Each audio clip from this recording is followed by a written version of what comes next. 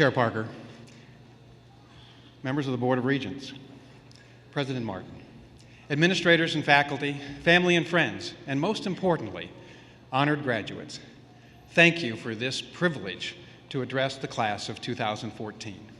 I am deeply honored, truly excited to be here with you today. So I want to start with a question to the graduates. Who among you think you might be standing where I am 35 years from now? Good, a couple of you. Well, I can honestly admit to you that I never contemplated the thought when I was sitting where you are. So how did it happen? I credit 4 things: hard work, quality education, a commitment to excellence, and daring to dream. Let me briefly describe. I was raised on a farm halfway between Dexter and Chelsea, Michigan, the third of 5 kids. Our father was a full-time manager of a grain elevator and feed manufacturing business, and as kids we learned the value of hard work at a young age. There were always chores that had to be done. And there was never any doubt in our family that I would go to college. So to help ensure I had the financial resources to do so, I was encouraged to get a job as soon as I turned 14. And for me, my first job was at the Chelsea A&W root beer stand, where I earned $1.25 an hour making hot dogs, sweeping the floor, and cleaning the bathroom. I also had to ride my bike 6 miles each way to work. And from that point until I started my classes at Eastern, I was required to give every paycheck I earned to my mother, who promptly deposited in the savings account, which required both of our signatures for a withdrawal, and she made it clear she would never consent to one. So by the time I graduated from Chelsea High School, are there any fellow Bulldogs in the audience? Yeah, good. I had $7,500 in the bank, which in 1975 was a lot of money. As President Martin mentioned, while I was at Eastern, in addition to my studies for a Bachelor of Science degree in political science, I was active on the forensics team. I sang with the Madrigal Singers. I performed in theatrical productions. I tutored American government. I was active in school government, student leadership. And I also worked in the dorm room office so that I would have a little extra pocket change, because Mom was still keeping a tight clamp on my savings account, in the off chance I might be able to secure a date on an occasional weekend.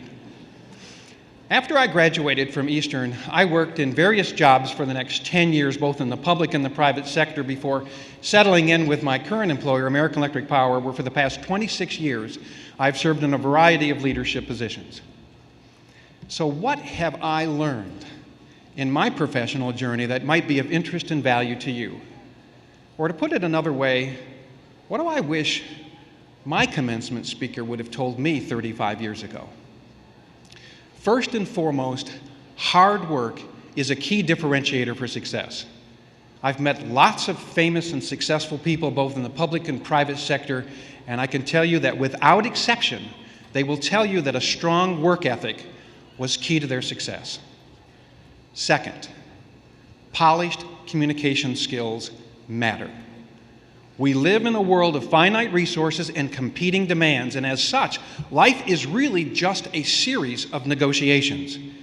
And those who can succinctly and compellingly make their case tend to succeed. Third, always keep an open mind and embrace lifelong learning. I know this will probably be hard for you to grasp at this point since you've crammed your brains with all this knowledge for the past 4+ years, but you're going to learn far more in the job environment that you've ever learned at Eastern. So keep an open mind and embrace lifelong learning. And I can tell you, employers want to hire people with demonstrative cognitive abilities.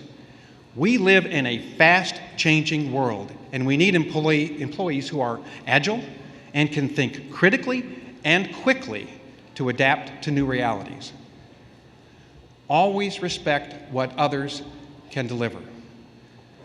You know, teamwork and collaboration are hallmarks of today's work environment. Rarely does innovation come from the brilliant thoughts of a single individual. It's much more often the result of a group endeavor. Tolerate others' thoughts and behaviors.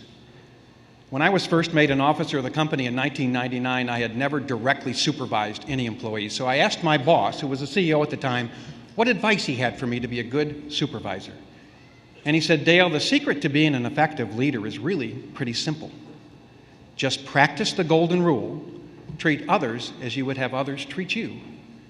And always remember that everyone arrives at this point in time with different backgrounds, experiences, educations, and values.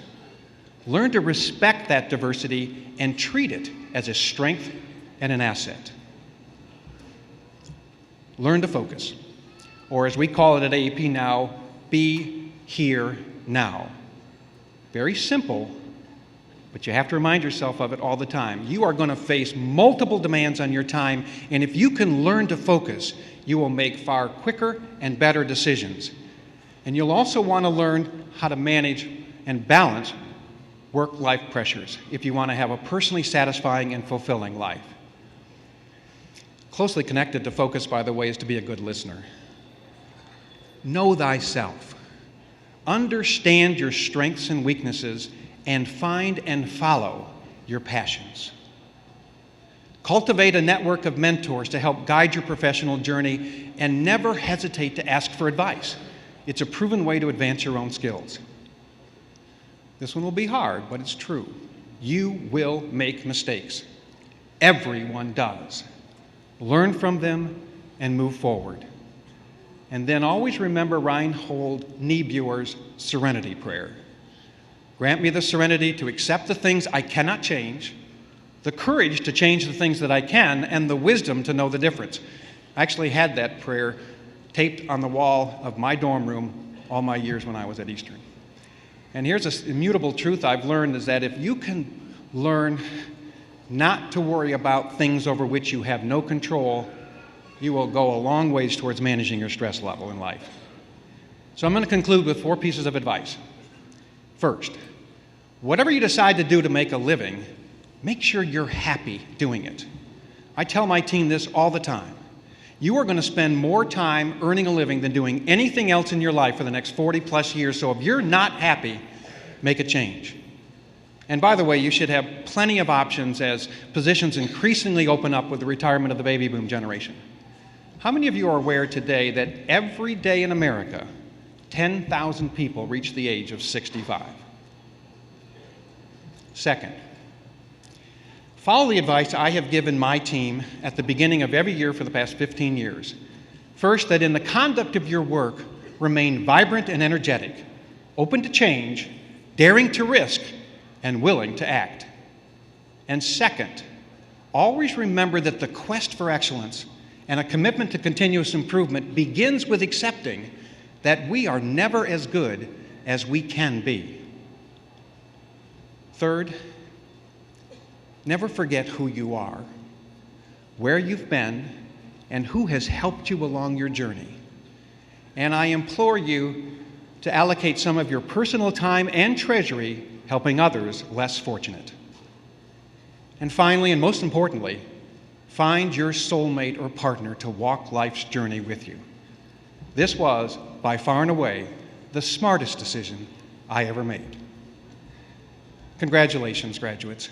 Best wishes for a bright and prosperous future, and Godspeed on your life's journey.